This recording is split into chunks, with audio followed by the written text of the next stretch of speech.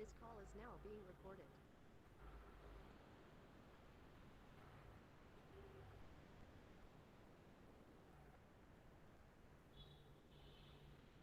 यश presenty लाव. Mark your presenty. यश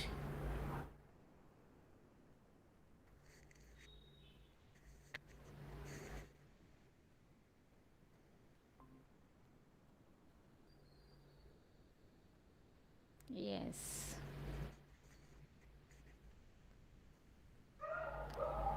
सगळे ready झालं. सगळ्यांचं प्रिपरेशन तयार आहे का तुमचं?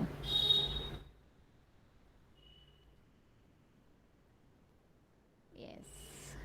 Very good, very good. All the best माझ्याकडून. हां, पेपर छान लिहा, मस्त लिहा, इन टाईम कंप्लीट करा. आणि सगळ्यात महत्त्वाचं म्हणजे आता तुम्हाला जो काही अर्धा तास वगैरे एक्स्ट्रा मिळतो आहे, म्हणजे 40 मार्क्सच्या पेपरला 15 मिनिट्स मिळत आहेत आणि 80 मार्क्सला हाफ ॲन आवर मिळतं तुम्हाला. तर त्याचा बेनिफिट काय घ्यायचा आहे, तर पेपर कंप्लीट चेक करायचा. म्हणजे लिहिलेलं व्यवस्थित लिहिलं आहे की नाही, कुठेतरी बाय मिस्टेक एखादा क्वेश्चन तुमच्याकडून राहून गेला आहे का, हे पहिलं चेक करा. कारण जेवढा पेपर सॉल्व कराल तेवढेच मार्क्स मिळतील. सपोज तुमच्याकडनं इन केस 2-3 मार्क्सचा क्वेश्चन राहूनच गेला, तर तुमचं 38 किंवा 35 मार्क्सचा पेपर तुम्ही अटेम्प्ट केला असं होऊ शकतं. त्यामुळे व्हेरी केअरफुल की तुम्ही पेपर कितीचा अटेम्प्ट केला आहे. आणि नेक्स्ट थिंग तुम्हाला सांगते की पेपर प्रेझेंटेशन खूप छान म्हणजे महत्त्वाचं असतं. जेवढा इम्प्रेसिव्ह पेपर तुम्ही कराल तेवढा तुमचं म्हणजे जे मार्क्स आहेत ते तुम्हाला सहजपणे दिले जात असतात. क्लिअर?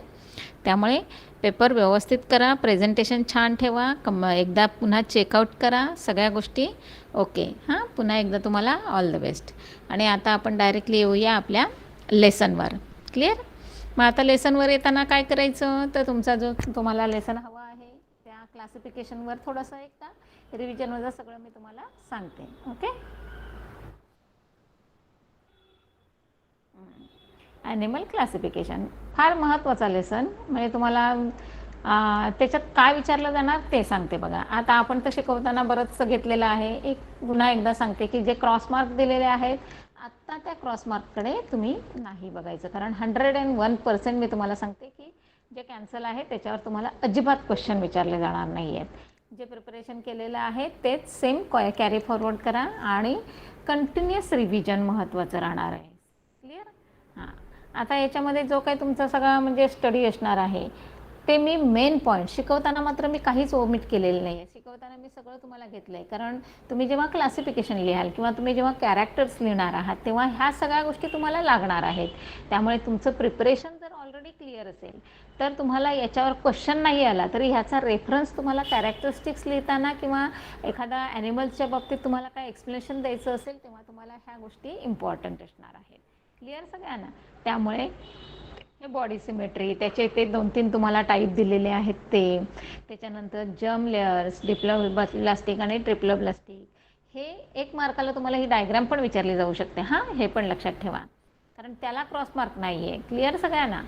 आता त्याच्यानंतर पुढचा भाग आहे की हा मी तुम्हाला जो चार्ट सांगितला होता तो खूप महत्त्वाचा आहे मुलांना. कारण ह्या चार्टमध्ये तुमचं जे प्रिपरेशन आहे किंवा थोडक्यात आपण म्हणतो ना की एका साच्यामध्ये त्याला आपण लक्षात ठेवायचं सोपी पद्धत त्या पद्धतीने करायचं. कारण का, तर तुम्ही क्लासिफिकेशन जेव्हा 2-3 मार्क्सला तुम्हाला 1.5 मार्कला एक ॲनिमल विचारला जातो आणि 3 मार्क्सला तुम्हाला 2 ॲनिमल्स असतात आणि 3पेक्षा जास्त नाहीच आणि 2च ॲनिमल्स तुम्हाला विचारले जात असतात.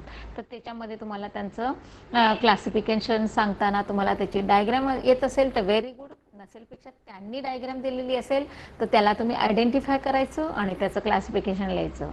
आणि क्लासिफिकेशन लिहित असताना तुम्हाला त्याचं किंगडम, त्याचं डिव्हिजन, त्याचं फायलम आणि तो कोणता ॲनिमल आहे ते एक्झाम्पलमध्ये त्याचं नाव द्यायचं आहे. एवढ्या 4 गोष्टी लागतात आणि त्याला तुम्हाला 1.5 मार्क दिलेला असतो. क्लिअर सगळ्यांना? म्हणजे थोडक्यात हाफ ॲन आवरला हाफ ॲन म्हणजे अर्ध्या मार्काला तुम्हाला हा एक पॉईंट दिलेला असतो.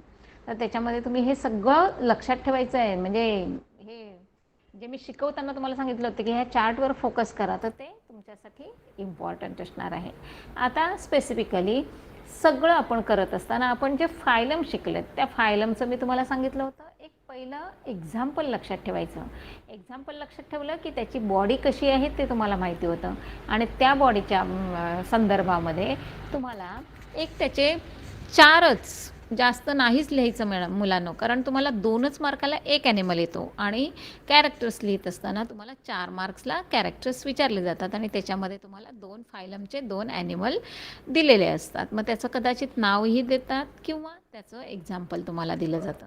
तर ते आयडेंटिफिकेशन तुम्ही करायचं आहे आणि त्याच्यामध्ये मी तुम्हाला सांगितलेलंच आहे की पहिलं एक तो कोणता कॅरेक्टरिस्टिक दाखवतो आहे, तो कुठे ॲक्वॅटिक आहे की म्हणजे मरीन आहे की फ्रेश वॉटर आहे, त्याच्यामध्ये तुमचं जे सिमेट्री आहे ती कोणत्या प्रकारची आहे, त्याचं रिप्रोडक्शन आहे ते कसं आहे आणि त्याचं बॉडी कशी आहे, सॉफ्ट आहे की हार्ड आहे, या पद्धतीने.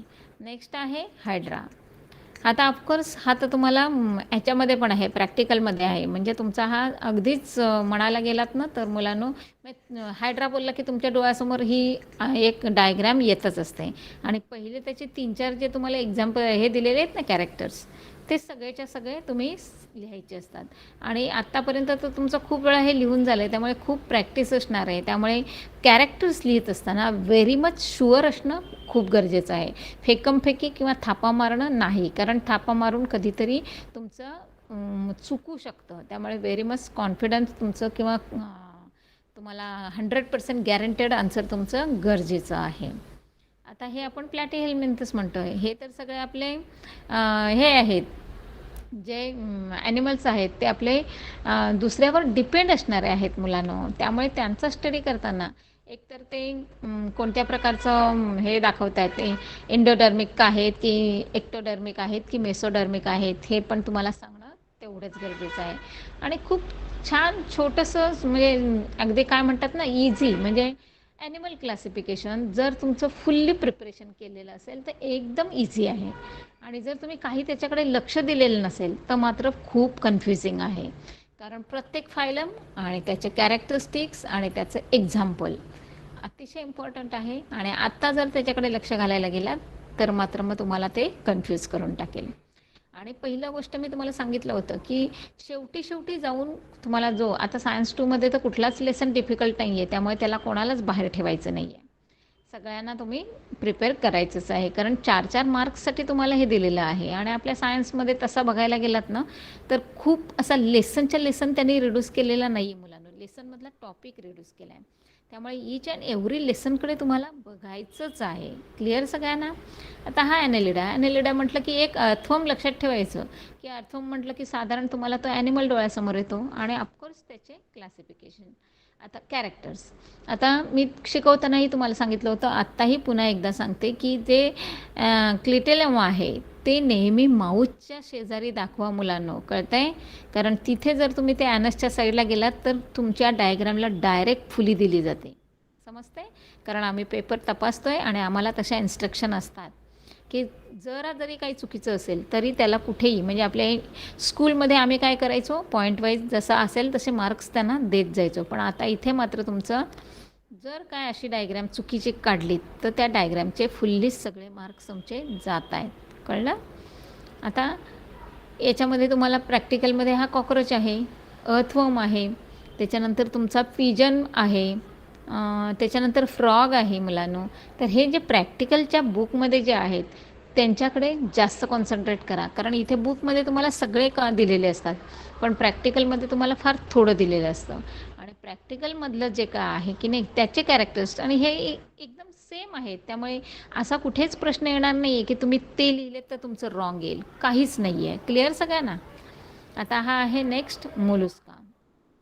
मोलस्का म्हटल्यानंतर ऑफकोर्स त्याचं एक त्याला कवर हार्ड असू शकतं आणि त्याची बॉडी आहे ती नुसती बघायला गेला तर एक एक्झाम्पल तुम्हाला ऑक्टोपसचं दिलं आहे की ते वरून बॉडी त्याची सॉफ्ट आहे पण मात्र त्याच्या आतमध्ये स्केलेटन आहे म्हणून त्याला इंडोस्केलेटन म्हणायचं. मग हे पण तुमच्या ते जेव्हा एक्सप्लेन कराल ना तेव्हा हे स्पेसिफिक जे कॅरेक्टर्स आहेत ते तुमचे एक्सप्लेन किंवा तुमच्या त्या आन्सरमध्ये येणं खूप गरजेचं आहे. क्लिअर सगळ्यांना?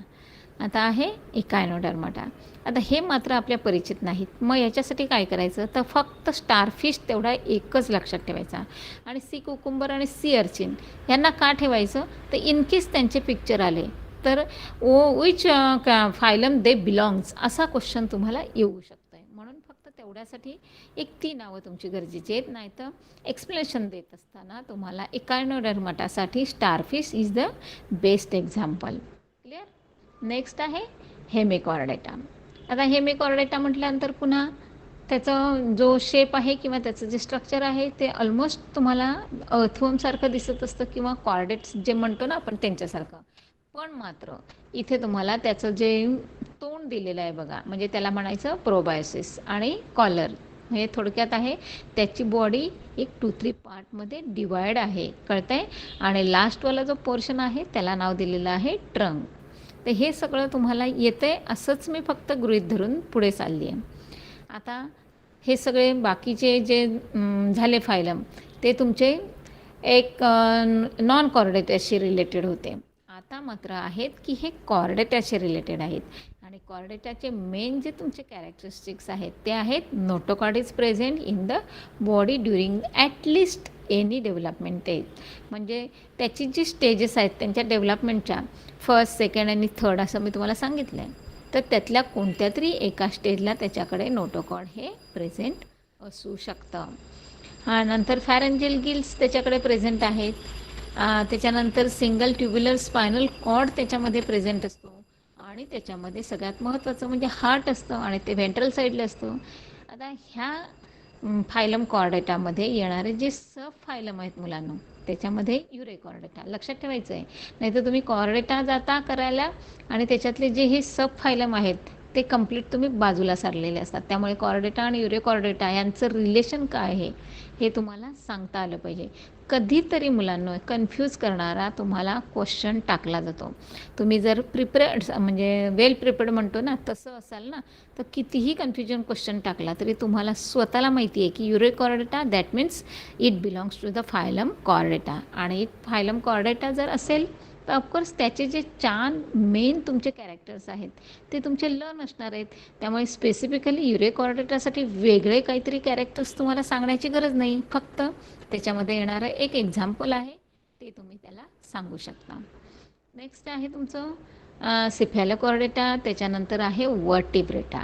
आता वर्टिब्रेटा हा जो सब फायलम आहे त्याच्यावर तुम्हाला खूप सारे क्वेश्चन विचारले जाऊ शकतात.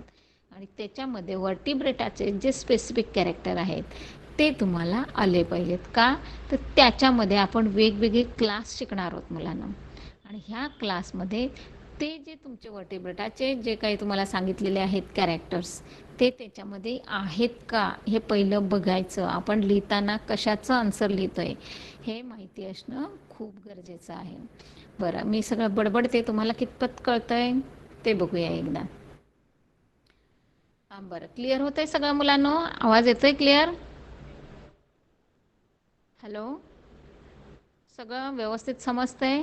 Okay okay. आणि तुमचे डाऊट्स काय असतील तर तेही मला तुम्ही टाईप करून विचारा तरी चालणार आहे. त्याच्यावर मी फुल्ली म्हणजे तुम्हाला एक्सप्लेनेशन देईन आज.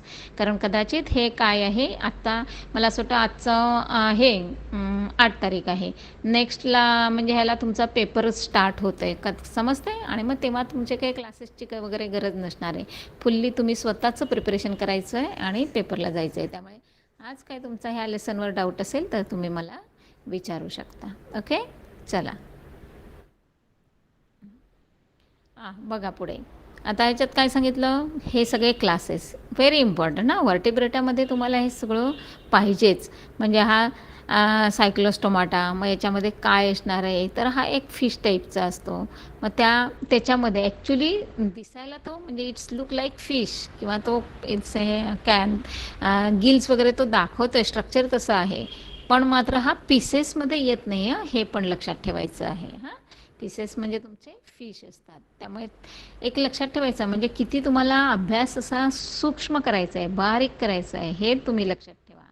आता हा जो तुम्हाला दिलेला आहे पीसेसमध्ये तो डॉगफिश जो दिलेला आहे ते प्रॅक्टिकलच्या बुकमध्ये आहे आणि त्याच्यामध्ये तुम्हाला नावं पण दिलेली आहेत बघा फिनची. मग आता काय केलं जातं प्रॅक्टिकलमध्ये जसं तुम्हाला तो नुसता फिश काढून दिला होता आणि बॉक्स दिले होते बघा, तसं कदाचित तुम्हाला डायग्राम काढून दिली जाते आणि त्याच्यामध्ये तुम्हाला जी नावं टाकायची आहेत ती अशी तशी नाही टाकायची. तर इथे तुम्हाला lateral fin, dorsal fin, caudal fin, ventral fin, pelvic fin, pectoral fin, gill slits ही नावं तुम्हाला कंपल्सरी द्यायची आहेत. नाहीतर तुम्ही टाकता माउथ, आय, टेल, फिन हे असलं मग त्याला मार्क्स दिले जात नाहीत. कळतंय? ॲम्फिबिया, ॲम्फिबियाचे कॅरेक्टर्स टाकायला सांगतात, एखादं एक्झाम्पल तुम्हाला लिहायला सांगतात. याच्यामध्ये म्हणजे न समजण्यासारखं काही नाही, एकदम सिम्पल लँग्वेजमध्ये मुलांना तुम्हाला हे सगळं दिलेलं आहे. They have 2 pairs of the appendages, digital digits are the 2 without claws. म्हणजे तुम्हाला ह्या जे त्याचा पंजा आहे, त्याच्या त्या पायांचं स्ट्रक्चर आहे, त्याचे 4 लिम्स, त्याचे हाइंड लिम्स, नंतर त्याचं जे डोळ्यांची रचना आहे कशी आहे, हेच तर तुमच्या त्या कॅरेक्टरिस्टिकमध्ये येत असतं. आणि ते जर तुम्ही लिहिलं तर ऑफकोर्स तुम्हाला आउट ऑफ मार्क्स मिळण्याचीही शक्यता असते. फक्त सायन्स 2मध्ये काय असतं तर तुम्हाला नीट नावं माहिती असणं गरजेचं आहे आणि तुम्हाला एक जे जे असं काय म्हणतात त्याला एक्झाम्पल, प्रत्येक फायलमचं एक्झाम्पल, प्रत्येक क्लासमध्ये येणाऱ्या ॲनिमलचं एक्झाम्पल हे माहिती असणं खूप गरजेचं आहे. म्हणजे इथे तुम्हाला जो रट्टा मारू अभ्यास म्हणतात ना तोच तुम्हाला उपयोगी पडतो. इथे तुम्हाला काय असं टेक्निक नाही आहे मुलांनो. का सांगते तर तुम्ही सायन्स 1 किंवा मॅथ्स घेता तेव्हा त्यांचे फॉर्म्युले असतात. सायन्स 1मध्ये पण तुम्हाला काही डायग्रॅम्स दिलेले असतात आणि त्याच्यावरनं तुम्हाला त्या फक्त एक्सप्लेन करायच्या असतात. वेगळे फॉर एक्झाम्पल फ्लोचार्ट वगैरे असतील तर. तसं इथे काही नसतं. इथे तुम्हाला खूप असा डीप स्टडी लागतो आणि हे सगळं नरेटिव्ह, एक्सप्लेनेटिव्ह, डिस्क्रिप्टिव्ह असं तुमचा हा हे आहे, म्हणजे सब्जेक्ट आहे. कळतंय? आता क्लास रेप्टालिया म्हटल्यानंतर एक लक्षात ठेवायचं, सरपटणारे प्राणी येतात त्याच्यामध्ये. मग आता सरपटणाऱ्या प्राण्यांमध्ये हे वॉल लिझार्ड तर तुम्ही रोज घरात बघत असता. मग त्याच्यामध्ये काय आहे ते थोडंसं आठवा, थिंक करा आणि त्याला मग तुमच्या त्या वर्ड्समध्ये तुम्ही कन्वर्ट करायचं आहे किंवा स्टेटमेंटमध्ये तुम्ही सांगायचं आहे. पण मोस्टली स्टेटमेंट तयार करत असताना लँग्वेज तुमची सायन्सची असावी. म्हणजेच जर एखादं कॅरेक्टर्स तुम्हाला क्लिअरली आठवत नसेल तर तुम्ही तुमचं ते स्वतः तयार करून लिहा. कळतंय? कुठलाही भाग रिकामा ठेवायचा नाही किंवा कोरा ठेवायचा नाही.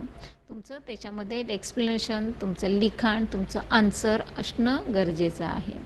नेक्स्ट आहे एव्ज, की ज्याच्यामध्ये तुमचे पक्षी येतात. आता हा पण तुमचा प्रॅक्टिकलमधला आहे. काढायला नाही येत आहे मुलांना शक्यतो, पण एक रफ डायग्राम तुम्ही काढायचे असतात. का तर नेहमी मी तुम्हाला शिकवताना सांगितलं आहे की एक्सप्लेनेशन विथ डायग्राम जर असेल की नाही तर तुमचा जो मार्क्स म्हणतात ना त्याला की आउट ऑफ मार्क्स देणं गरजेचं आहे, ते ऑफकोर्स तुम्हाला दिले जातात. कारण का तिथे मुलाची मेहनत दिसते. तुम्ही बऱ्याच वेळेला शॉर्टकट मारत असता कधी कधी, तर तसंही करायचं नाही आहे. इथे पेपरमध्ये तुम्हाला मात्र सांगितलेलं असतं की MCQमध्ये तुम्हाला त्याचा जे तुम्हाला ऑप्शन आहे ते ऑप्शन टाका आणि हवं तर त्याचं तुम्ही ऑप्शनच्या शेजारी आन्सर असेल ते टाका तरी चालणार आहे. म्हणजे ज्या इन्स्ट्रक्शन तुम्हाला दिलेल्या आहेत त्या इन्स्ट्रक्शन मात्र तुम्ही फॉलो करायचे आहे. नेक्स्ट आहे क्लास मॅमेलिया. आता मॅमेलिया म्हटल्यानंतर ह्याचं येतं एक्झाम्पल आहे बॅट. ऑफकोर्स त्या बॅटच्या बाबतीत तुम्हाला जे काही मॅमलच्या ह्याच्या क्लासमध्ये तुम्हाला जे काही कॅरेक्टर्स आहेत ते सगळेच्या सगळे इथे दिलेले आहेत आणि ह्याच्यामध्ये तुम्हाला काहीच सोडायचं नाही आहे. इथे तुम्हाला 4-5च दिलेले आहेत, त्यामुळे ते 4-5 आहेत ते तुम्हाला सगळे अटेम्प्ट करणं गरजेचंच आहे. क्लिअर सगळ्यांना? आता ह्याच्यावर थोडंसं एक मी तुम्हाला हे सांगते की ह्याच्यावर क्वेश्चन कसे विचारले जातात. एक तर पहिलं फायलम दिले जातात आणि त्यांचं त्या फायलमशी रिलेटेड तुम्हाला कोरिलेशनमध्ये ॲनिमल्स विचारले जात असतात. नसेलपेक्षा फिल इन द ब्लँक्स विचारले जात असतात. मॅच द पेअरमध्ये क्वेश्चन विचारले जातात. कारण हे सगळं आहे की नाही, कॅरेक्टर्स काय दाखवतात आणि त्या कॅरेक्टर्समध्ये तुमचा ॲनिमल कोणता येतो हे तुम्हाला विचारलं जात असतं. फिल इन द ब्लँक्समध्ये तुम्हाला त्या ह्याच्या म्हणजे जे तुमचे ॲनिमल्स किंवा थोडक्यात सांगायचे जे क्लास दिलेले असतात, जे फायलम दिलेले असतात त्या फायलमचं एक्झाम्पल विचारलं जातं किंवा तुम्हाला अगदी ट्रू ऑर फॉल्समध्ये याच्यातले बरेचसे क्वेश्चन तुम्हाला विचारले जाऊ शकतात. अतिशय छान मुलांना लेसन आहे हा. ह्याच्या बाबतीत जर काही तुम्हाला असं थोडंसं टेन्शन असेल किंवा काही थोडंसं असं मनात काही शंका असतील तर त्या सगळ्या काढून टाका. जे म्हणजे इझी लँग्वेज म्हणतो ना अख्ख्या तुमच्या सायन्स 2मध्ये, तर ती तुमची त्या क्लासिफिकेशनमध्ये आहे. आणि एक विटाकरांचं नाव लक्षात ठेवा, कारण त्यांच्या नावाशी सगळं रिलेटेड आहे हे. त्यामुळे तेवढं जे एक्सपेक्टेड क्वेश्चन्स आहेत ते तुम्हाला एकतर लेसनच्या खाली दिलेले आहेत, आणि मोस्टली मी तुम्हाला सांगितलेलं आहे की लेसनच्या खाली तुम्हाला ऑब्जेक्टिव्हचे क्वेश्चन्स जे आहेत मुलांना ते फार कमी दिलेले असतात. त्यामुळे ऑब्जेक्टिव्हसाठी तुम्ही जो रेफरन्स बुक यूज करता त्या रेफरन्स बुकमध्ये तुम्हाला पहिले क्वेश्चन नंबर 1मध्ये question first A and first B मध्ये तुम्हाला जे 10 मार्क्स असतात मुलांना, ते 10 मार्क तुमचे मिळणं खूप इम्पॉर्टंट आहे, कळतंय? आणि त्यासाठी तुमचे ऑब्जेक्टिव्ह क्वेश्चन्स तुम्हाला तुमच्या रेफरन्स बुकमध्ये भरपूर दिलेले असतात. आता मी तर कायम रेफरन्स बुक म्हणून यूज करताना सगळ्यांना मोस्टली नवनीतचं डायजेस्ट यूज करायला सांगते. का तर खूप वर्षांपासूनची त्या नवनीतवाल्यांची एक मुलांमध्ये छाप पडलेली आहे, आणि त्यांची लँग्वेज पण इझी असते, एकतर पुस्तकाशी ती मिळती जुळती असते. आणि आम्हाला स्वतःला एक म्हणजे कॉन्फिडन्स आहे की त्याच्यामध्ये खूप खूप असे एक्स्ट्रा क्वेश्चन तुम्हाला दिलेले असतात. आणि जेव्हा आमचं जे शिकवणं चालू असतं तेव्हा आम्ही तुम्हाला सांगत असतो की तुम्ही लेसनला मार्किंग करा, म्हणजे पुस्तकामध्ये इम्पॉर्टंट पॉईंट्स आहेत त्यांना मार्किंग करा. आणि जेव्हा जेव्हा जसं जसं तुमचं रिव्हिजन चालू होतं तेव्हा फक्त तुम्ही त्या लेसनमधलं काय करायचं, मार्किंग केलेलं वाचायचं. आणि तेच मार्किंग केलेले पॉईंट जर तुम्ही बघितलेत तर तुम्हाला ते ऑब्जेक्टिव्ह टाईप क्वेश्चनमध्ये विचारले जातात. मग त्यामध्ये तुमचा फर्स्ट क्वेश्चनमधला MCQ असेल, फिल इन द ब्लँक्स असेल, ट्रू ऑर फॉल्स असेल, मॅच द पेअर असेल, को रिलेशन असेल, काही असेल, त्याच्यासाठी तुम्हाला ते उपयोगात पडतात. आणि आत्तापर्यंतचा तुमचा एक एक्सपिरियन्स असेल मुलांना की ज्या मुलांना फर्स्ट क्वेश्चनचे जे मार्क्स आहेत ते मिळालेले आहेत त्यांना उरलेले क्वेश्चनचे मार्क्स मिळतातच मिळतात. कारण आमचा एक्सपिरियन्स किंवा आमचं ऑब्झर्वेशन असं असतं, पहिल्या क्वेश्चनचे मार्क्स ज्या मुलाने मिळवले त्याचं प्रिपरेशन झालेलं आहे. त्यामुळे नेक्स्ट क्वेश्चन तपासताना तुम्हाला सहजपणे त्यातले मार्क्स दिलेच जातात. क्लिअर सगळ्यांना? कोणाची काय अजून शंका आहे का?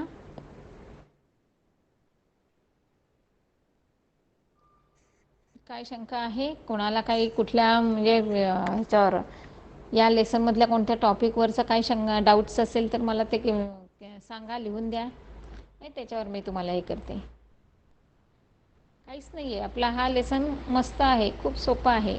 आणि असं आता तुम्ही तर सगळे इंग्लिश मिडियमवाले आहात त्यामुळे तुम्हाला ते इतकं पटकन समजतं ना. आणि एखादी गोष्ट जर समजली ना मुलांना तर त्याच्यामध्ये तुम्हाला असं खूप ज्याला म्हणतात खूप मेहनत करायला लागते, खूप हार्डवर्क करायला लागतं असंही नाही आहे.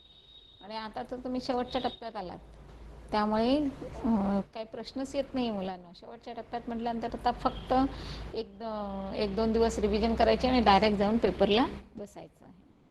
आता थोड्याशा टिप्स सांगते तुम्हाला की पेपरला जाताना नेहमी यूज पेन वापरा. तुम्ही काय करता, डायरेक्ट नवीन पेन घेता, त्याचा फ्लो येत नाही इंकला, त्यामुळे नेहमी यूज पेन वापरायचे.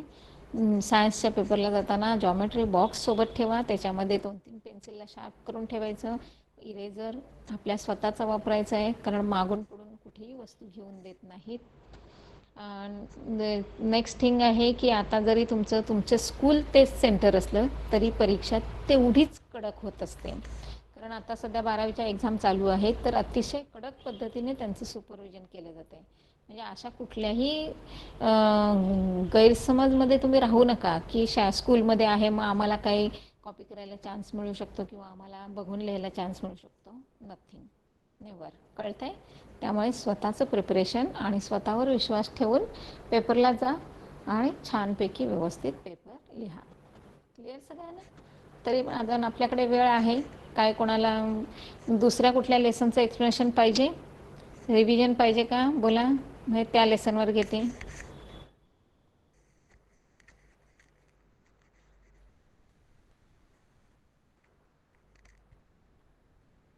क्वेश्चन विचारू तुम्हाला? चालणार आहेत एकेकाचे? येस, चालेल. मग ठीक आहे, तुम्हाला याच लेसनवरचे मी क्वेश्चन विचारते.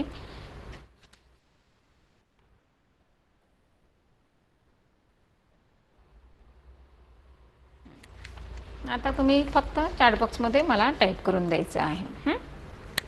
पहिला क्वेश्चन आहे तुम्हाला odd man out. Odd man आउटमध्ये मी काय विचारते बघा. कुठला तो झाला? हां, planaria, liver fluke, filarial worm आणि टेपवर्म. सांगा याच्यातनं आउट ऑफ जो वर्ड आहे तो मला सांगायचा आहे किंवा टाईप करून द्यायचा आहे. परत एकदा मी सांगते. Planaria, liver fluke, filarial worm आणि टेपवर्म.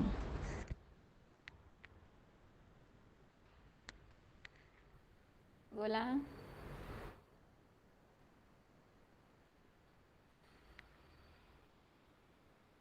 याच्यातलं जो बाहेर पडणारा आहे, येस, जो बाहेर पडणारा आहे त्याचं नाव आहे फिलारियल वर्म. सेकंड वन नाही, म्हणजे सेकंड तुमचा इथे मी वाचला होता तो लिव्हर फ्लूक होता, लक्षात ठेवायचं आहे. नंतर एक बघा, स्टारफिश, सी अर्चिन, नेरिस आणि सी कुकुंबर. आत्ताच मी तुम्हाला नावं सांगितली होती, एक्झाम्पल दिले होते बघा मी तुम्हाला. स्टारफिश, सी अर्चिन, नेरिस आणि सी कुकुंबर. म्हणजेच आता मी तुम्हाला सांगितलं होतं की हे ॲनिमल तुमचे परिचित नाहीत, पण नावं लक्षात ठेवणं गरजेचं आहे. का तर आता ह्याच्यातले 4 नावांपैकी एक नाव तुमचं ऑड मॅन आउटमध्ये येईल, पण बाकीची 3 नावं ही एकमेकांची रिलेटेड असणार आहेत. कळतं आहे? मग त्याचं एक्झाम्पल आहे third one, that is Nereis. Clear? कारण स्टारफिश, सी अर्चिन आणि हे सी कुकुंबर हे तुमचे एका फायलममध्ये येत असतात.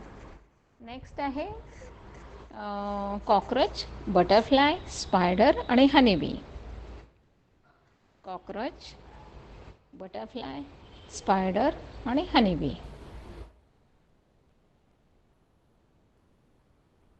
काय असणार आहे? Yes, spider. नेक्स्ट बघा, frog, tortoise, toad and salamander. Frog, tortoise, toad and सॅलमंडर.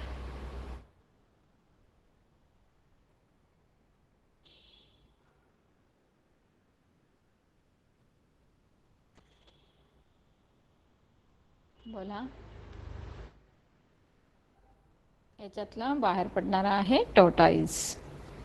Next आहे ट्यूफिट, सीटी, पॅरापोडिया आणि सकर. बघा, ट्यूफिट, सीटी, पॅरापोडिया आणि sucker. Yes, tube feet is the odd man out word. Next आहे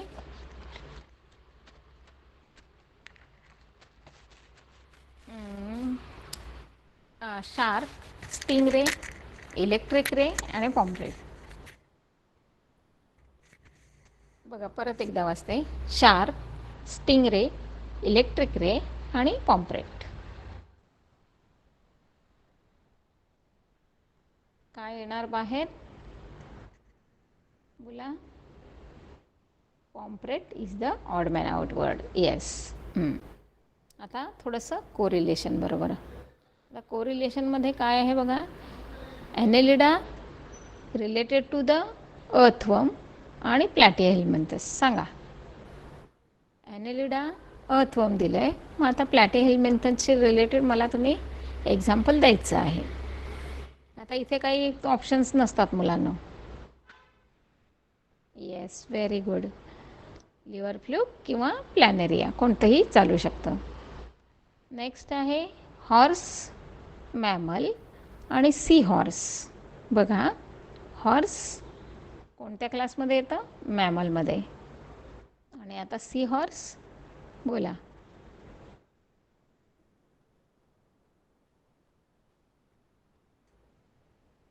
रिलेशन बोला.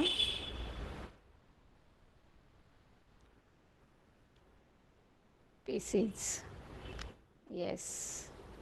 नेक्स्ट आहे क्वेश्चन पॅरापोडिया, ॲनेलिडा आणि ट्यूफिट. बघा, पॅरापोडिया, ॲनेलिडा, ट्यूफिट कोणाशी रिलेटेड असणार आहेत?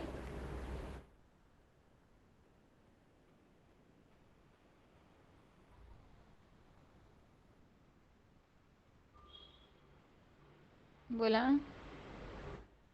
येस, इकायनोडर्माटा. नेक्स्ट आहे फ्रॉग ॲम्फिबिया. हां, लक्ष द्या. फ्रॉग, ॲम्फिबिया आणि टर्टल. काय असणार आहे टर्टल?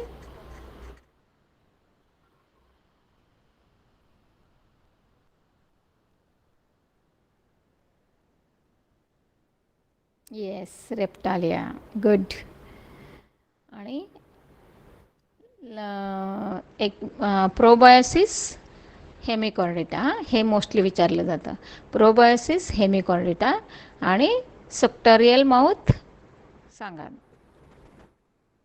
प्रोबायोसिस हेमिकॉर्डिटा आणि सक्टोरियल माउथ.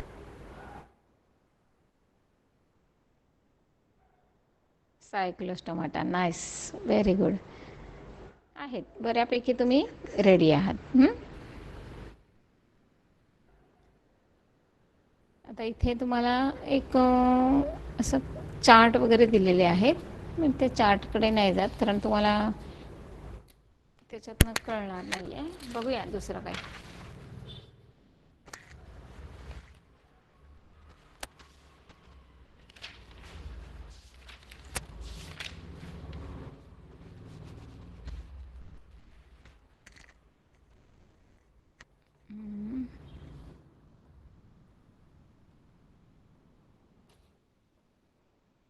आता मी तुम्हाला एक 2-3 एक्झाम्पल नुसते विचारते की write the characters of each of the following animal with the help of the classification chart.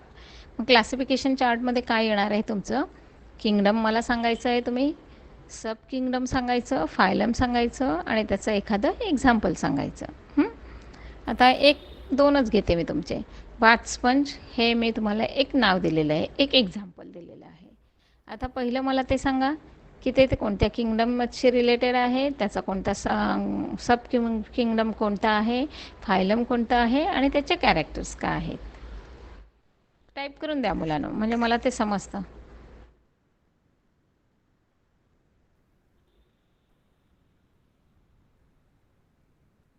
पूर्ण सगळं टाईप करा आणि मग सेंड करा.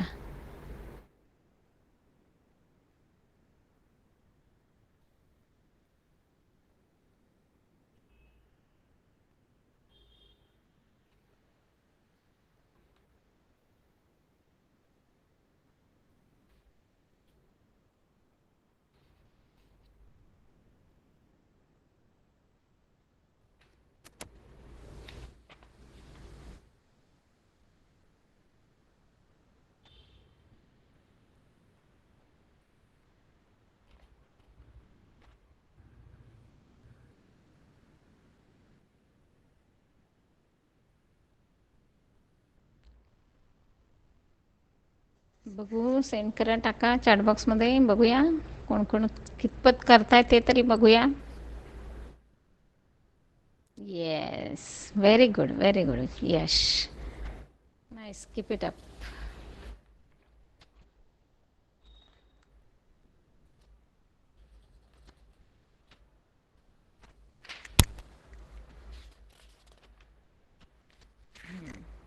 गुड. हे झालं तुझं एक पहिला, म्हणजे आन्सरमधला पहिला आहे. आता राहिले तुझे कॅरेक्टर्स. तर ते ऑफकोर्स तू 1-4 कॅरेक्टर्स लिहायचे की तुला सगळे मार्क्स मिळून जातात.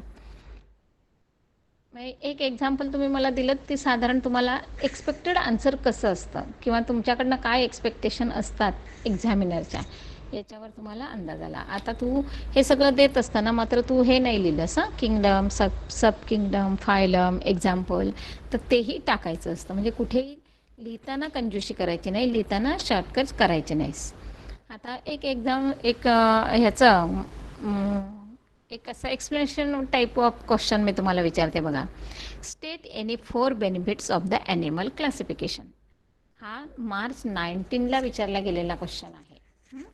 म्हणजे अख्ख्या लेसनमध्ये तुम्हाला हा एक डिस्क्रिप्टिव्ह क्वेश्चन म्हणून विचारला गेला आहे. State any 4 benefits of the animal classification. तुम्हाला कमीत कमी 4 सांगितलेत. तुम्ही 4चे 5 लिहिले तरी चालणार आहेत, पण 4पेक्षा कमी लिहिले तर मार्क्स कट होतात. त्यामुळे 4 तरी तुमच्याकडनं अपेक्षित आहेत. तर सांगा बघू दे, कोण सांगणार?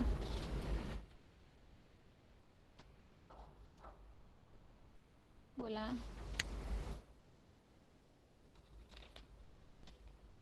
कोण सांगणार असेल तर मी त्याला माईक ऑन करायला सांगते. कोण सांगतंय? नाही, म्हणजे हे तर आहेच ते टाईप करायला तुम्हाला हे जरा 4 सांगायला जास्त पडतील. जर सांगणार असाल तर मी तुमच्याकडनं ते घेते.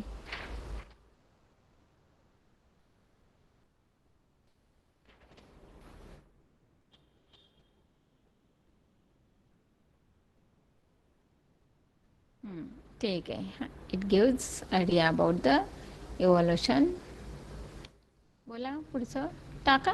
ज्यांना टाईप करणं शक्य आहे फटाफट फटाफट त्यांनी टाईप करून द्या. चालणार आहे मला. मला फक्त बघायचं आहे की तुम्ही किती प्रिपेअर्ड आहात, किती तयार आहात. सपोज हाच क्वेश्चन तुम्हाला आलेला आहे आता एक्झामला.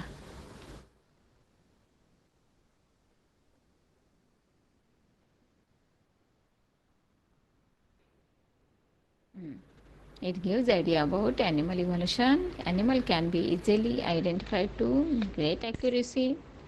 Next, बोला.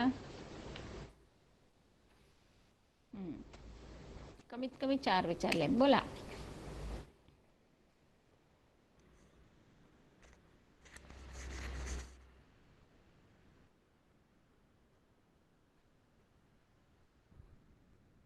मी सांगते जराशे ऐका आता. 3 झालेत तुझे. चौथा, it helps to understand the relationship on animal with other living organism. ठीक आहे.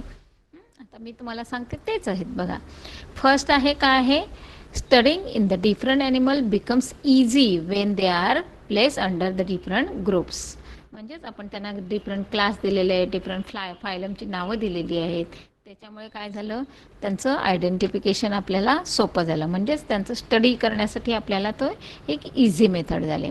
फर्स्ट कॅरेक्टर काय सांगितलं त्यांनी, किंवा फर्स्ट बेनिफिट काय सांगितलं, studying the different animals becomes easy when they are place under the different groups. Second benefit काय बघा, Wien few representative animals of the particular groups are studied, then the idea about the other animals belonging to the group also becomes clear. म्हणजे एखादा ग्रुपमध्ये जर खूप सारे ॲनिमल्सची नावं दिलेली असतील तर त्यातलं एखादा ॲनिमलचं तुम्ही एक्सप्लेनेशन सांगितलं तर तुम्हाला बाकी सगळ्यांची सांगायची गरज नाही, कारण ते त्या ग्रुपमध्ये येतात. ऑफकोर्स त्यांचे सगळ्यांचे कॅरेक्टरिस्टिक्स सेम असणार आहेत. हे तुम्हाला एका ॲनिमलच्या याच्यावरनं समजतं आहे. नेक्स्ट काय सांगितलं, third, the animal evolution becomes easier to the follow after studying the classification. Yes, दिलं आहे तुम्ही. धीरजनी आणि यशनी मला स्वतः सांगितलेले आहेत ते. पुन्हा नेक्स्ट काय सांगितलं बघा, the identification of the animal can be done accurately. Very nice. हे धीरजने सांगितलेलं आहे. नेक्स्ट काय आहे, relationship of the different animal with each other and other groups can be understood clearly. हां, हे धीरजने दिलेलं आहे. नेक्स्ट काय आहे बघा, habitat of the each animal and its role in nature is understood the classification. आणि लास्ट अजून एक, various adaptations are understood by the learning classification. जवळजवळ इथे 6-7 दिलेले आहेत आणि तुम्हाला त्यातनं 4च विचारलेले आहेत. आणि जे तुमचे 4 आहेत ते तुम्ही तयारच ठेवायचे आहेत. समजलं? पुढे बघा. आता एक तुमच्या टेक्स्च्युअल क्वेश्चनमध्ये बघा तुम्हाला एक असा पॅरेग्राफ दिला जातो, किंवा त्याच्यामध्ये फिल इन द ब्लँक्स दिले जातात, किंवा एक पॅरेग्राफ कंप्लीट दिला जातो. म्हणजे तुमचं लँग्वेजला कसा पॅरेग्राफ देतात आणि त्याच्यावरनं क्वेश्चन विचारतात. तर हल्ली सायन्समध्ये पण या टाईपचे क्वेश्चन तुम्हाला येत आहेत. तर तो पॅरेग्राफवरचा क्वेश्चन अगदी सहज मार्क देणारा आहे, पण त्यासाठी पण प्रॅक्टिस लागते मुलांना. आणि आत्तापर्यंत तरी त्यांनी तुमचा जो म्हणजे टेक्स्टबुकच्या खाली तुम्हाला जे दिलेलं आहे की नाही तेच आलेले आहेत. तर इन केस समजा त्यांना वाटलं की लेसनमधला कुठला तरी उचलायचा, तरी तुम्हाला त्यातनं आन्सर शोधता आलं पाहिजे. इथपर्यंत तयारी तुम्ही ठेवायची आहे. इथे समोर आहे एक तुमच्या ह्या टेक्स्टबुकच्या म्हणजे लेसनच्या खालचा एक पॅरेग्राफ दिलेला आहे, आणि त्याच्यावर त्यांनी एक चांगले 4 क्वेश्चन विचारलेले आहेत. म्हणजे शेवटचा जो क्वेश्चन असतो ना तुमचा 5 मार्क्सचा, तो मात्र तुमचा या टाईपने येऊ शकतो. आणि सायन्समध्ये म्हणजे सायन्स 2मध्ये सगळ्यात जास्त जोर कशावर द्यायचा असतो तर डायग्रॅम्स. मग त्या डायग्रॅम्स कोणत्या ह्या पण मी तुम्हाला सांगून ठेवते बघा. आपला पहिला लेसन आहे, त्या पहिल्या लेसनमधल्या तुमच्या ज्या डायग्रॅम्स आहेत बघा, तर त्या डायग्रॅम्समध्ये तुमचं ते टिलोफेज मेटाफेज वगैरे आहेत की नाही, त्या डायग्रॅम्स तुमच्या खूप म्हणजे इम्पॉर्टंट असतात. कारण का त्यांच्यामधनं ज्या आतमध्ये जे गोष्टी दाखवायच्या आहेत तुम्हाला त्या दाखवणं गरजेचं आहे. त्यानंतर आपलं ट्रान्स्क्रिप्शन मेथडमधलं डी एन एचं स्ट्रक्चर जे आहे ते तुम्ही थोडंसं करून ठेवा. म्हणजे कोणत्या डायग्रॅम्स तुम्ही करायचे आहेत ते पण तुम्हाला मी सांगते. म्हणजे ह्या डायग्रॅम्सची तुम्हाला प्रॅक्टिस पाहिजेच. कारण सायन्स 2मध्ये मुलांनो कमीत कमी 2 डायग्राम तुम्हाला विचारल्या जातात. आता हे ॲनिमल क्लासिफिकेशनमध्ये मी सांगितलं की एक तो पीसेसमध्ये तुम्ही फिश ठेवायचा आहे लक्षात, नंतर फ्रॉग ठेवायचा, नंतर एक पिजन ठेवायचं लक्षात. आणि आत्ता तुम्हाला सांगते की आपलं रिप्रोडक्टिव्ह सिस्टीममध्ये आहे बघा. म्हणजे आता आपण सेकंड आणि थर्ड लेसनच्या बाबतीत येतो, तेव्हा तुम्हाला जे सेकंड लेसनच्या बाबतीत मी सांगते बघा की जे एक्सप्लेनेशन देऊन तुम्हाला म्हणजे डायग्राम काढून तुम्हाला एक्सप्लेनेशन द्यायचं आहे, त्याच्यामध्ये मी तुम्हाला एक 2-4 डायग्राम सांगते की त्यांची प्रॅक्टिस तुम्ही ठेवायचीच आहे. लेसन नंबर 2मधलं मी तुम्हाला सांगितलं होतं डायग्राम विथ द मायटॉसिस किंवा मेओसिस यांचं 4 फेजवालं आहे, ते लक्षातच ठेवायचं आहे. त्याच्यानंतर आहे एक मायटोकॉन्ड्रियाची डायग्राम आहे आणि एनर्जी करन्सी आहे, ती डायग्राम तुम्ही सगळ्यांनी काढायचीच आहे. त्याच्यानंतर आहे एक फ्लोचार्टवाला आपलं ते दिलेलं आहे क्रेप सायकल, खूप वेळा प्रॅक्टिस करून ठेवा त्याची. त्याच्यानंतर आपल्या थर्ड लेसनमध्ये जाऊया आपण. ज्या तुमच्या हे आहेत binary fission in amoeba, binary fission in paramecium, binary fission in euglena. फक्त लक्षात ठेवायचं आहे की ह्या एक्सप्लेनेशन करताना किती डायग्राम तुम्हाला द्यायचे आहेत, ते फार महत्त्वाचं असणार आहे. नेक्स्ट आहे मल्टिपल फिजन इन अमिबा, त्याच्यामध्ये तर फक्त 3च आहेत. नंतर ईस्टचं आहे बडिंग इन ईस्ट, तेही महत्त्वाचं आहे. त्यानंतर आहे स्ट्रक्चर ऑफ फ्लावर, जे एक्सप्लेन करायचं आहे तुम्हाला ते गरजेचं आहे. त्याच्यानंतर आहेत तुमचं रिजनरेशन, त्याच्यानंतर आहे फ्रॅगमेंटेशन, त्याच्यानंतर आहे बडिंग इन हायड्रा, आणि सगळ्यात महत्त्वाचं ह्युमन मेल रिप्रोडक्टिव्ह सिस्टीम आणि ह्युमन फिमेल रिप्रोडक्टिव्ह सिस्टीम. आणि त्याच्यामध्ये फक्त 4 नावं. का तर कितीही मोठी कितीही अवघड डायग्राम तुम्हाला वाटत असली तरी ती डायग्राम 2 मार्क्सलाच विचारली जाते, कळते. त्यामुळे 4 नावं देणं गरजेचं आहे. नेक्स्ट आहे डायग्रामच्या बाबतीत म्हणाल तर इकडे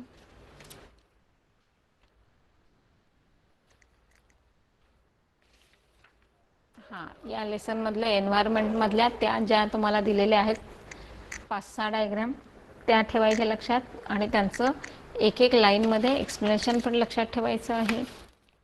त्याच्यानंतर एन्व्हायरमेंट स्टडीमधलं नीड्स वगैरे असतात किंवा तुमचा स्वतःचा रोल काय असणार आहे एन्व्हायरमेंटसाठी, कन्झर्वेशनसाठी, ते लक्षात ठेवायचं आहे. ग्रीन एनर्जीमध्ये जो डिफरन्स बिटवीन एक क्वेश्चन विचारला जातो बघा, मोस्टली तुम्हाला कन्व्हेन्शनल सोर्स ऑफ एनर्जी आणि non conventional source of energy याच्यावर क्वेश्चन विचारला जात असतो. कारण जे तुम्हाला टाईप दिलेत ना क्वेश्चनचे पॅटर्नमधले, त्याच्यामध्ये तुम्हाला हे करणं गरजेचंच आहे.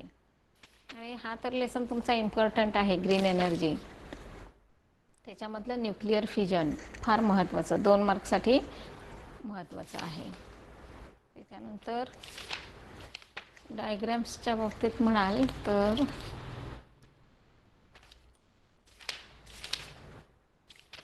आपलं कुठे गेलं, मायक्रोब्समध्ये नो नीड मायक्रोब्स.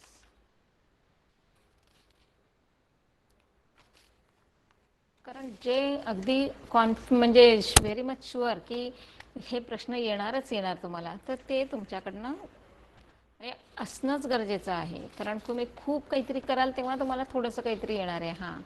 आता त्या याच्यामध्ये बघा लेसन नंबर तुमचा जो तुम्हाला सांगते ना मी त्याचा ऑर्गन्स वगैरे आपले जे आहेत त्याच्यामध्ये तुम्हाला 2-3 डायग्रॅम्स दिलेले आहेत बघा. Draw a well label diagram of the stem cells therapy. ती तुम्हाला बऱ्याच वेळेला रिपीट झालेली आहे. त्याच्यानंतर आहे स्टेम सेल थेरपीमध्ये एक अशी डायग्रॅम तुम्हाला करन्सीसारखी दिलेली आहे बघा. त्याच्यामध्ये पण तुम्हाला ते पार्ट दिलेले असतात आणि त्यांना तुम्हाला लेबलिंग करायचं असतं किंवा त्यांना तुम्हाला एक्सप्लेन करायचं असतं. त्याच्यानंतर दिलेलं आहे स्टेम सेल आणि ऑर्गन ट्रान्सप्लांटेशन. हे पण कोणते कोणते स्टेम सेल्स आहेत आणि ते कुठून काढलेले आहेत, कोणत्या पार्ट्स ऑफ ऑर्गनमधनं घेतलेले आहेत ते तुम्हाला सांगायचं असतं. ह्या डायग्राम्स कदाचित तुम्हाला काय करतात ते एकतर चार्टमध्ये येऊ शकतात, नसेलपेक्षा तुम्हाला त्यांना काढून एक्सप्लेन करायला लागतात. डायग्रामच्या बाबतीत एक 10-12 डायग्राम तर तुम्हाला करायच्याच आहेत आणि त्या सगळ्यात महत्त्वाच्या म्हणजे नुसत्या डायग्रामसाठी पण बेनिफिट देतील तुम्हाला आणि जेव्हा तुम्हाला एखादा नरेटिव्ह क्वेश्चन असतो त्याच्यामध्ये पण तुम्हाला ते उपयोगी पडेल. आणि हा आपला लास्ट लेसन आहे जो खरोखर म्हणजे तुमच्यासाठी किंवा या एज ग्रुपला तुमच्या मॅच होतं आहे. तर तिथे तुम्हाला सोशल हेल्थच्या बाबतीत म्हणजे खूप काहीतरी तुमच्याकडनं एक्सपेक्टेशन असतं किंवा ह्या लेसनमधून तुम्ही सोशल हेल्थ म्हणून काय शिकलात. तर जनरल नॉलेजवर आधारित तुम्हाला याच्यामध्ये फिरून क्वेश्चन विचारले जातात. त्यामुळे ह्या लेसनचा स्टडी करताना तुम्ही एक जनरल नॉलेजला त्यांनी जर क्वेश्चन विचारला तरीही तुम्ही लिहू शकाल असं तुमचं प्रिपरेशन या लेसनमध्ये पाहिजे. आणि या लेसनमध्ये तुम्हाला तसे क्वेश्चन विचारलेले पण आहेत. त्यामुळे त्या क्वेश्चनवर तुम्ही तुमचं फोकस करायचा. एक एक्झाम्पल म्हणून सांगते बघा. You have to use free space around your home for good purpose. म्हणजे हा काय झाला, जनरल नॉलेजसाठीचा क्वेश्चन झाला. किंवा your friend has develop the hobby of your snapping selfie. काय आहे म्हणजे हे सगळे तुमच्या म्हणजे ह्या लेसनमधनं तुम्ही काय शिकलात आणि मग तुमचं मत. दुसरा एक त्यांनी दिलं आहे बघा. Your sister has become incommunicative, she prefer to the remain alone. का, रिझन सांगायचे आहेत. Child of your neighbour is addicted to the tobacco chewing. हे सगळं आहेत. हे वाय काच करतायत आणि मग त्याच्यावर तुम्ही काय त्याच्यावर उपाय करणार आहात. You are spending more time in internet किंवा मोबाईल गेम्स, फोन एक्सेट्रा. का, ह्याच्यामध्ये काय आलं, ज्याला आपण म्हणतो ना तुमचं स्वमत म्हटलं जातं ना, त्या टाईपचे हे क्वेश्चन आहेत. आणि या लेसनमध्ये तुम्हाला या टाईपच्या क्वेश्चनवर जास्त फोकस केला जातो. क्लिअर सगळ्यांना. एक सायंटिफिक रिझनमध्ये कमीत कमी 2 सायंटिफिक रिझन आहेत महत्त्वाचे. त्याच्यात आता तुम्हाला नाही सांगू शकत मुलांना की हेच करून जा आणि तेच करून जा. तुम्हाला सगळ्या लेसनवरचं सगळं करायचं आहे आणि मग त्यातनं तुम्हाला काय तुमच्या क्वेश्चन पेपरमध्ये येईल त्याच्यावर तुम्ही विचार करायचा. कोणत्या क्वेश्चनला अटेम्प्ट करायचं. आणि पेपर लिहिताना अजून एक तुम्हाला सांगते की तुम्हाला आधी एक पेपर दिला जातो आणि कंप्लीट 10 मिनटं मुलांना पेपर तुम्हाला वाचायला दिला जातो. वाचतानाच तुम्ही इतकं त्याला छानपैकी वाचायचं आहे की या लेसनमध्ये एनी 3 सांगितले आणि 4 तुम्हाला दिले तर कोणते 3 मला अटेम्प्ट करायचे आहेत ते छोटंसं पेन्सिलने टिक मार्क करायचं. कारण काय होतं, बऱ्याच वेळेला सगळंच येत असतं आणि मला सगळंच लिहायचं आहे असं म्हणता, पण सगळं लिहायचं नसतं. कारण जेवढे विचारले तेवढेच सांगा. इन टाईम तुमचा पेपर कंप्लीट होणं गरजेचं आहे. आणि नंतर तुम्हाला हवी तर त्याच लेसनमध्ये त्या 4थ्या ह्याच्यासाठी म्हणजे सब क्वेश्चन 4 जो असतो त्याच्यासाठी तुम्ही खाली जागा ठेवा. पण अख्खा पेपर सगळा कंप्लीट झाल्यानंतर ते लिहायचं आहे. आणि नेहमी पेपर लिहिताना ज्या प्रश्नाचं उत्तर तुम्हाला खूप छान व्यवस्थित येते त्या प्रश्नाला तुम्ही अटेम्प्ट करा. क्वेश्चन नंबर व्यवस्थित टाका, त्या क्वेश्चन नंबरचा सब नंबर जो असतो तो व्यवस्थित टाका आणि मग तुम्ही आन्सर लिहा. म्हणजे शिक्षकाला कन्फ्यूज करेल असं कुठलाही पेपर लिहू नका. का, तर एरवी आम्ही पेपर तपासतो ना मुलांना, तेव्हा आम्ही फक्त तुमचे पेपर तपासून तुम्हाला पेज वाईज मार्क्स देतो. पण इथे क्वेश्चन वाईज मार्क्स असतात. तर तुम्ही कुठलाही क्वेश्चन कुठेही लिहिलात तर तो एक्झामिनरसाठी हेडॅक होऊन जातं आणि मग त्याचा इफेक्ट तुमच्या मार्क्सवर होण्याची शक्यता असते. त्यामुळे पहिला क्वेश्चन सिरियली जा, दुसरा क्वेश्चन सिरियली जा, तिसरा क्वेश्चन सिरियली जा. तुम्हाला नसेल येत तर तिथे जागा सोडा तुम्ही. का, तर तुम्हाला बऱ्याच सप्लिमेंट वगैरे सगळं दिलं जात असतं मुलांनो. आणि शेवटी आम्ही तुम्हाला शेवटच्या 10 मिनिटांमध्ये जिथे जिथे ज्या ज्या पेजवर तुमच्या ब्लँक लाईन्स आहेत तिथे आम्ही तुम्हाला क्रॉस लाईन मारायला सांगतो. म्हणजे तुमचे लाईन किंवा पेज तुमचं रिकामं असेल तर तुमचा पेपर पुढचा तपासला जाणार नाही अशी शक्यता बिलकुल होत नाही. एम्प्टी स्पेस किंवा तुमच्या ब्लँक लाईन आहेत त्याला कंपल्सरी आम्ही लाईन तुमच्याकडनं मारून घेत असतो. त्यामुळे ऑफकोर्स शेवटपर्यंत एक्झामिनर तुमचा पेपर चेक करत असतो. क्लिअर सगळ्यांना? नेहमी लक्षात ठेवा, क्वेश्चन नंबर त्याचा सब नंबर टाकायचाच टाकायचा आणि सगळं सरळ डार्क थोडंसं लिहा, व्यवस्थित लिहा. कसं तरी उरकायचं म्हणून उरकायचं नाही. क्लिअर सगळ्यांना? खूप छान पद्धतीने प्रत्येक पेपर व्यवस्थित प्रेझेंटेशन देण्याचा प्रयत्न करा. हा फक्त मी इन्स्ट्रक्शन दिल्या ह्या सायन्स 2 पुरत्या नाहीत, तर सगळ्या लँग्वेजला पण तुम्ही तसाच म्हणजे क्रायटेरिया वापरा. आणि आपलं सायन्स 1 सायन्स 2 मॅथ्स 1 मॅथ्स 2 ह्यालाही सेम करा. इव्हन प्रत्येक क्वेश्चन किंवा सब क्वेश्चन किंवा तुमचं ए आणि बी संपलं की त्याला एक पेन्सिलने लाईन मारत चला, म्हणजे तुमचं पार्टिशन पण दिसून येतं. इव्हन मॅथ्समध्ये मुलांनो एक एक सम झाल्यानंतर एक एक पेन्सिलने लाईन मारा, म्हणजे तिथे एंड झालेला पण समजला पाहिजे. क्लिअर? आणि मॅथ्समध्ये असं असतं मुलांनो, तुमचे जे आन्सर्स आहेत ते शेवटी पुन्हा एकदा रिपीट करून लिहायचं असतं. The solution of the given equation किंवा the age of the some person, जे काय असेल तुमचं ते, किंवा काय तुमचं मेजर ऑफ द अँगल काय असेल, काहीही कराल ते शेवटी एंड पॉईंट तुम्हाला ते करणं गरजेचं असतं, कारण त्याच्यासाठी अर्धा मार्क ठेवलेला असतो. त्यामुळे रेपेड प्रेझेंटेशन खूप महत्त्वाचं तुमच्यावर इफेक्ट घडत असतं आणि मार्क्स तुम्हाला मिळवून द्यायला मदत करत असतं. पुन्हा एकदा सगळ्यांना सांगते की आता तुमचं एक महिना मिळेल तुम्हाला मुलांनो. का? तर एक्झाम सुरू झाल्यापासून पेपर संपेपर्यंत महिना जातो, कारण अल्टरनेट डेज तुमचे पेपर चालतात. तर ते सगळे पेपर करत असताना मिनिट अँड मिनिट अभ्यासाला द्या. म्हणजे वर्षभराच्या मेहनतीचं जे काही इफेक्ट असतो, जे काही तुमचं मार्क्स वाढणार असतात ना, ते आत्ता शेवटच्या टप्प्यात तुम्ही जेवढी मेहनत कराल, जेवढी रिव्हिजन कराल, जेवढी रायटिंगची प्रॅक्टिस कराल, त्याच्याने तुमचं कमीत कमी 10% मार्क्स तुमचे वाढत आहेत मुलांना. त्यामुळे वर्षभराच्या मेहनतीचा आउटपुट मिळवण्यासाठी ह्या महिनाभर तुम्ही खूप मेहनत करा. माझ्याकडून सगळ्यांना पुन्हा एकदा all the best. Do your best. चलो बाय बाय. ओके, चलो बाय.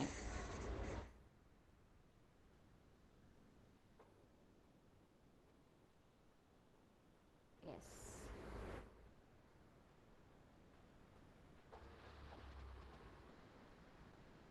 Bye bye.